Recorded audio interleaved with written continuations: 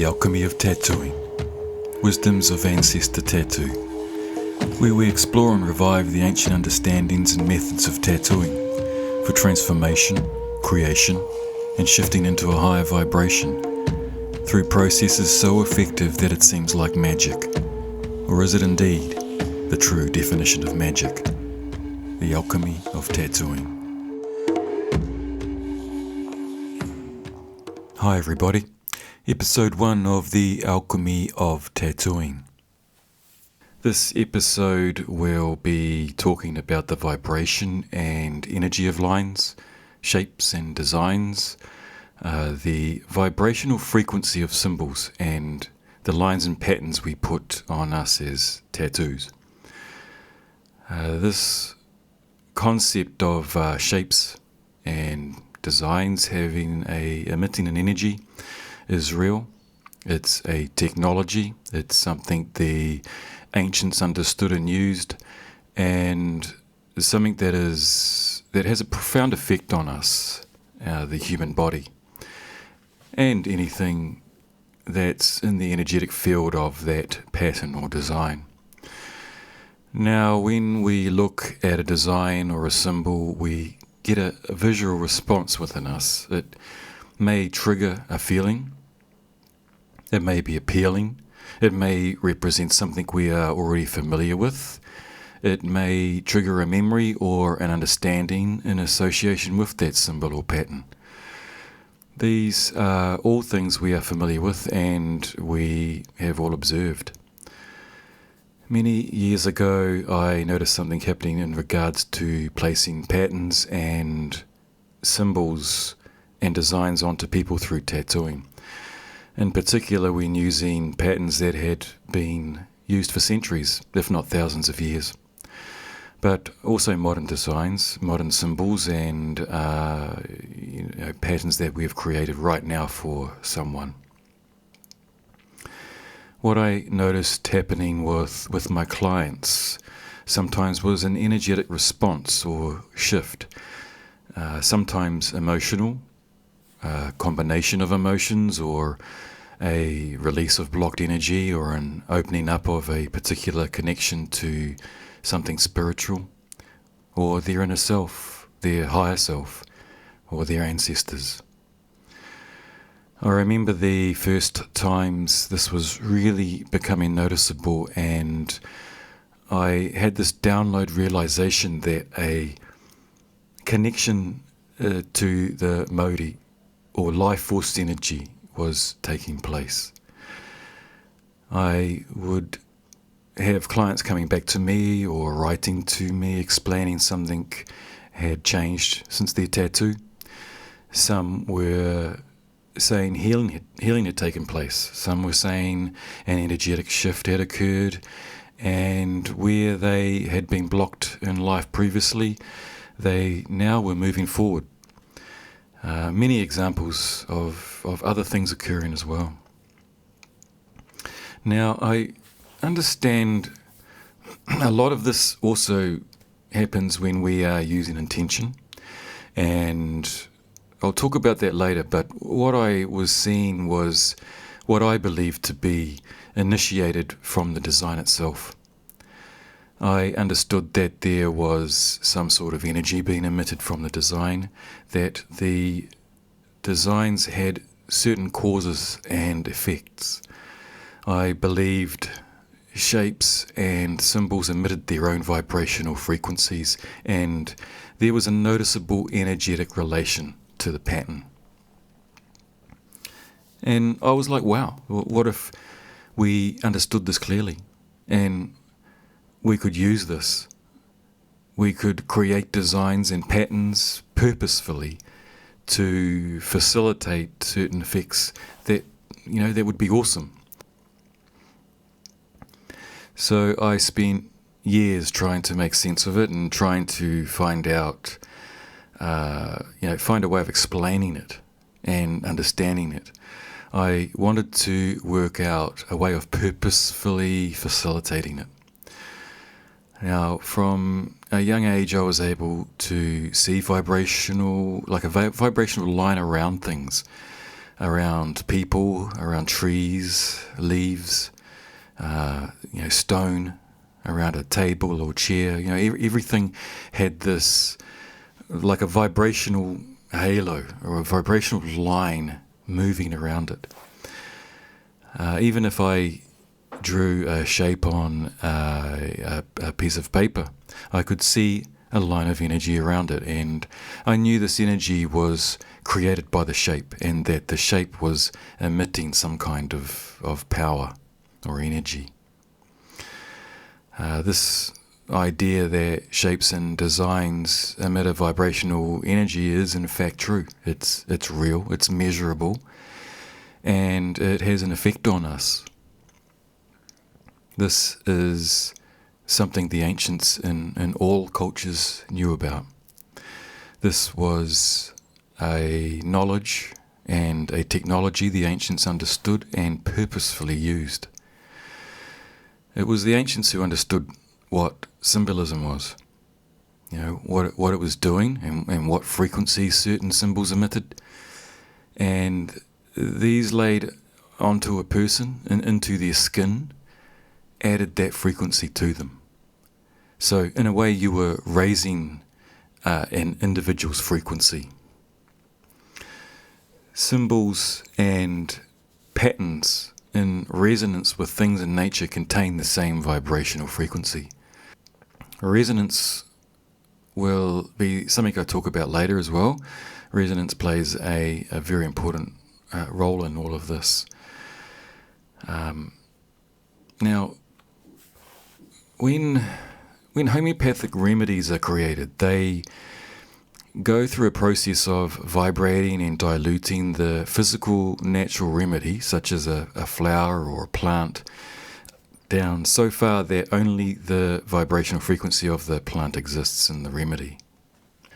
This vibrational frequency is used to work on and heal the subtle vibrational energies of the body. These studies were done where the vibrational energy field around a vial of homeopathic remedy was mapped. There's a photographic technique that captures the energy map around something, like the energy line around something. I can't remember the name of this type of photography right now, but it's a way you can take a photo and the energy field around something, like a leaf or whatever, becomes visible in that photo. Now this created a specific pattern on a piece of paper. So this was they took the photo of the energy field around a vial of homeopathic remedy, and this created a specific pattern on a piece of paper, which is in resonance with the homeopathic remedy. The pattern, which is nothing but black ink on paper, was put through the same process as creating a homeopathic remedy, charging a blank vial of water with the vibrational frequency of the symbol on the paper. When the vibrational frequency of the original homeopathic remedy and the symbol charged vial was measured, they both had the same frequency. Both charged vials achieved the same homeopathic effect the remedies are used for. So, you're achieving healing using only a pure vibrational geometric pattern. It shows you just how powerful it is for just a pure symbol to have healing bioinformational properties upon the body. It's working with the subtle energies of the body.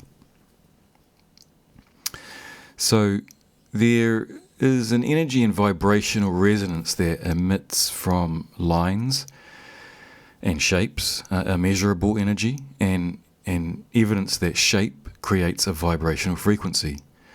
One of the biggest breakthroughs for me in understanding how shapes and designs emitted an energy was when I went to the US and studied in a course of ancient Egyptian knowledge.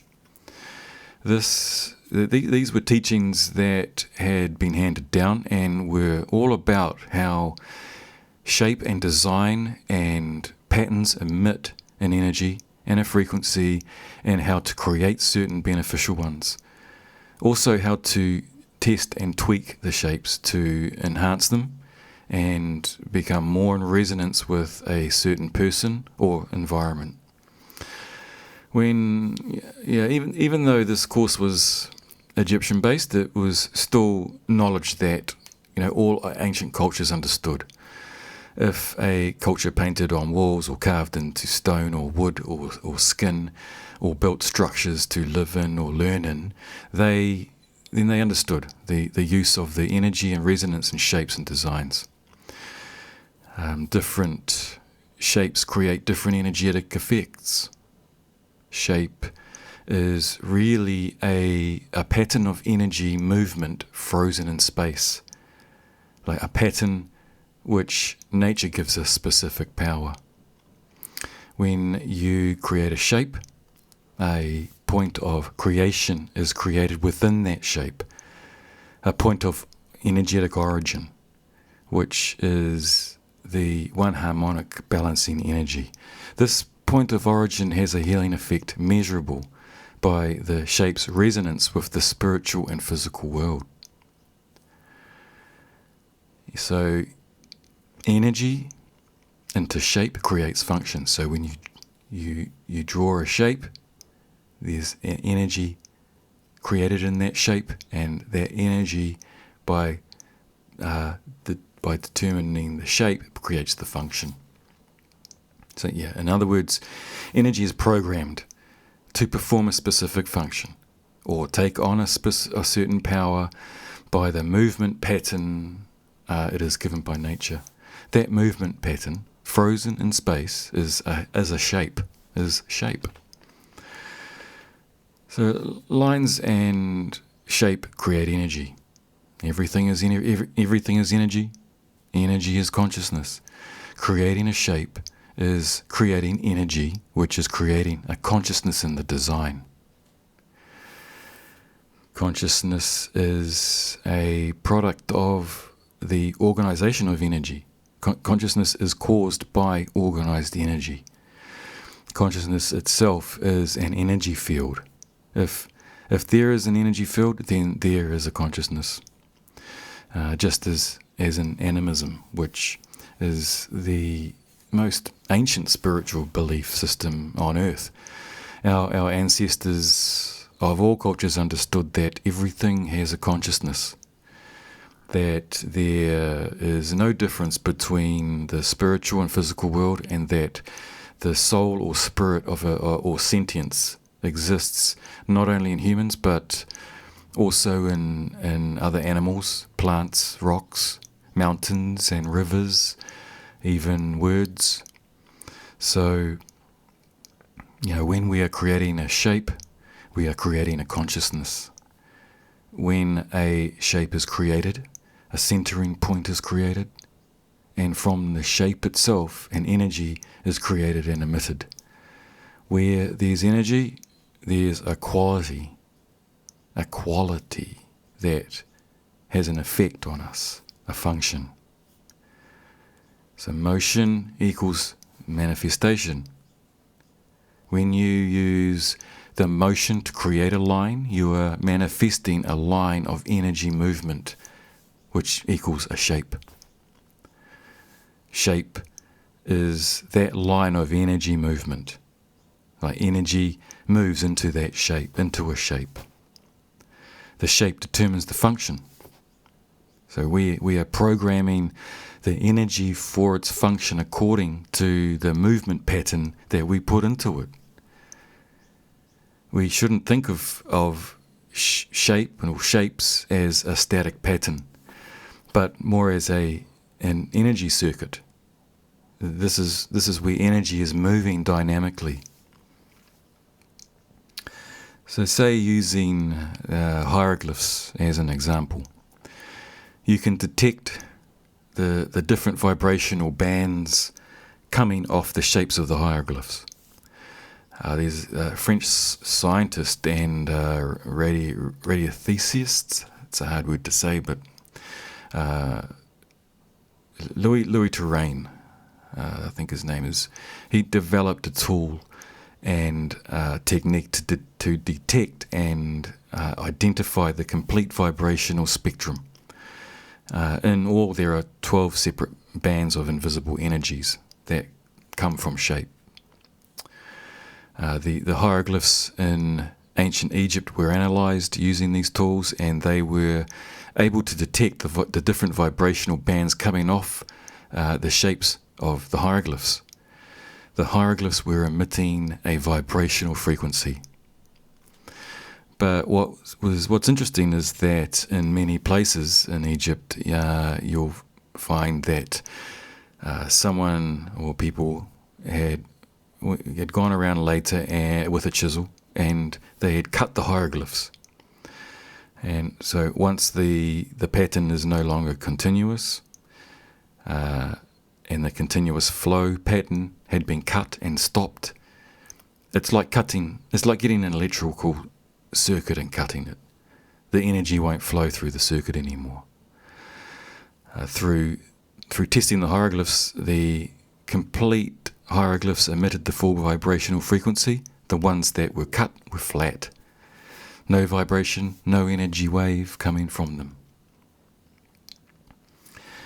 If we're talking about energy and frequency, and if everything is energy, this has to include all qualities of energy and not just quantities of energy. Science deals with quantities of energy. It measures energy in its quantity, using numbers to measure its quantity of energy.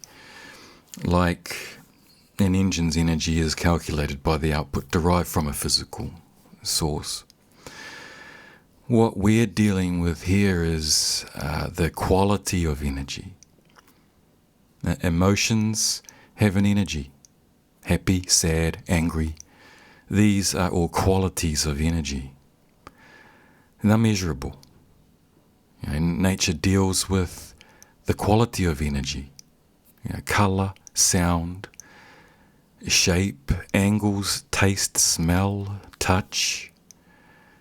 We need to see the non-material aspects of energy as qualities of energy, like mind, intention, love and hate.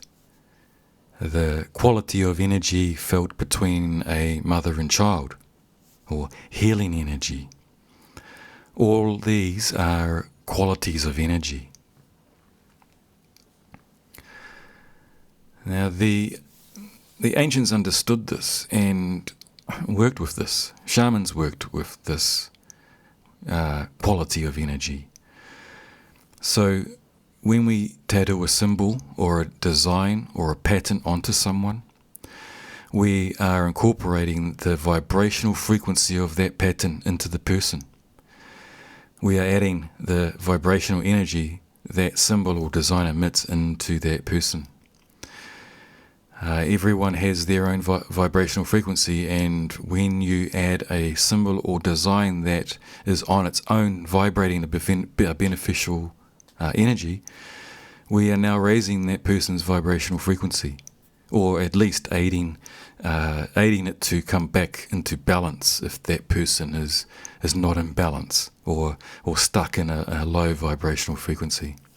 We're able to raise or bring back into balance the vibrational frequency of that person.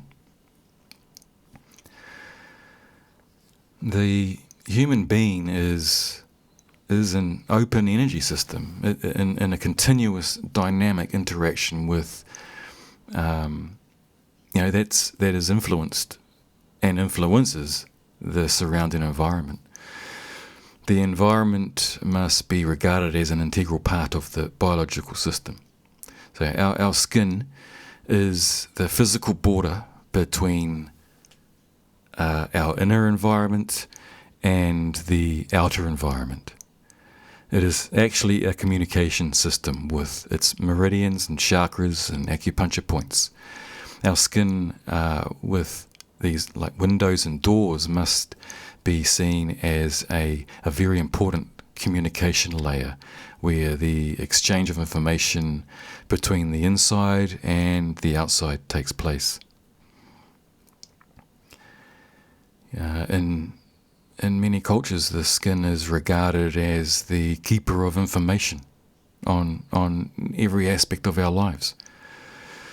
This understanding is the concept that our skin speaks to the universe, yielding it all our inner secrets. And also, on the other hand, the concept that our skin draws the entire information of the universe into our hearts.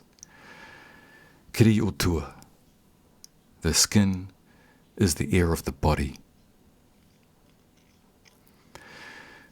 When a certain line or shape is placed within the body's energy field or within the skin itself, there is a vibrational frequency, an energy signal now being received. An environmental signal. This now becomes part of the individual's vibrational frequency. There are ways to measure this energy in a design, and there are ways to test and ensure the design is in resonance with the person receiving it. We can see through these techniques if the design needs to be tweaked or changed in any way to bring more into alignment, to bring that design more into alignment with that person. I've been shown these techniques, and they're really interesting. They're a really interesting tool to guide you through the design creation. This energy and vibrational frequency I myself have witnessed, and you probably have as well in different aspects, whether through a tattoo or holding a sacred treasure or carving, or when you're looking at an ancient symbol, or being in a place of ancient importance, you can feel the energy like an unmistakable power. Sometimes it's subtle, sometimes it's overwhelming, but it's there. You can feel it. I'll just give an example. Like when I've been present when a person is receiving a mataora, or the Māori full face tattoo, or a mokokai, the woman's chin tattoo, you witness a huge shift in their energy. The person at the end of the session is not the same energetically as when they walked in. You witness them standing there afterwards, and it's unmistakable that their vibrational frequency has risen. They're now vibrating at a higher frequency with the energy of the patterns and the connection to their ancestors and the ceremony involved. This has all played important parts in raising the frequency of that individual. And it's unmistakable that the patterns and the resonance to the past and the ancestors who wore them have been brought together. And this is with all cultures. If you're tattooing the designs and patterns of your culture on you, then you are receiving the energy and vibration that was programmed into them long ago.